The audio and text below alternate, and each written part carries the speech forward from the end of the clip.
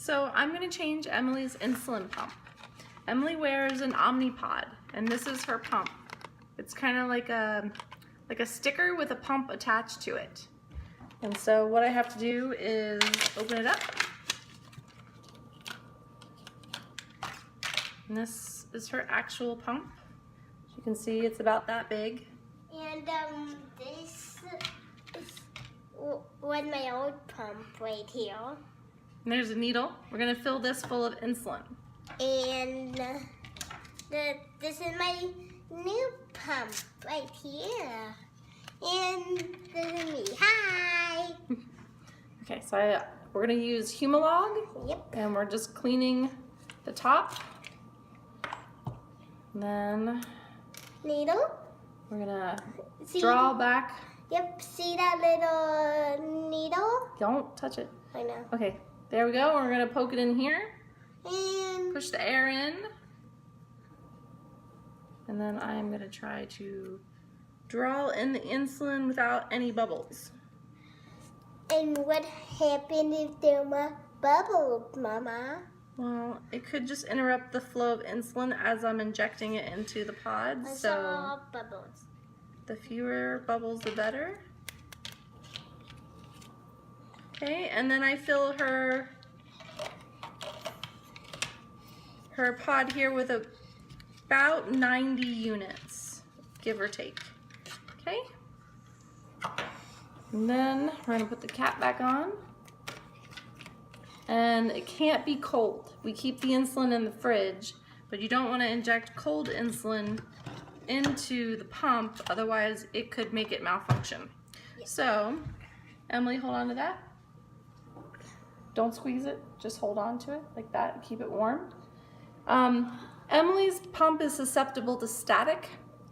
So we have a dryer sheet, and I'm just gonna rub the dryer sheet all over the pod, on the sides, and try and reduce the static as much as I can. Okay, so just last check for bubbles. Yep. And then I'm gonna put it in the little hole and inject the insulin into the pod very slowly. When you hear the two beeps, all the insulin is in. Put the cap back on that because I have been stabbed before. Yep. Okay, and then you move it really close, and then it's going to prime the pump.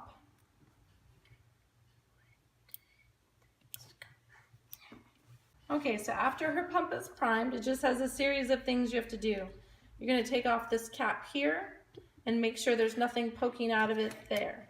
Yep. And So Emily has decided that she wants her pod on her leg. yep. So I'm just going to take my antiseptic wipe, and I'm going to wipe down the area where it's going to go. Yep. And do you see this spot right here? Well, that's the spot you have to whip it. And this is the antiseptic right. And I wipe. Okay.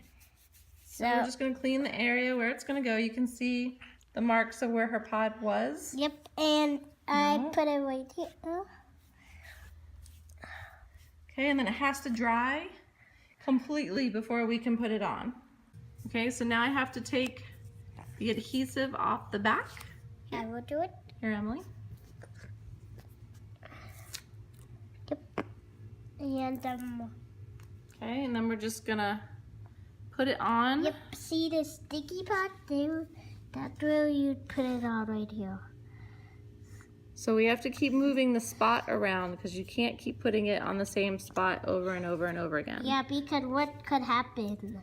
Well, the insulin won't absorb if you keep putting it on the same spot over and over again. So There we go. So there it is. And there she is. And now the fun part. Yep. So give me the pump Okay, there you go. and press next. Then, and are you ready to start? And Are you ready to start? Yeah. So are you ready? And that's where you hit start. I'm ready, Mama. Okay. I hit start. You hit start already? Yeah. Quick. Okay, so What I try and do is pinch the skin up a little bit. That didn't hurt. And then it clicked all in. And then there's a little window on her pod right here. And we're gonna look through that window and make sure that the cannula is inside of her leg. So how was that, getting Good. that put in? Good. Did it hurt? No. And why do you like that pump better than the pump you used to have? Because I don't like to get in my way. The tubes get in your way? Yeah. So this way it just sticks to your skin and you don't have to worry about it being in the way? Yeah. Cool. All right. That's how Emily changes her insulin pump.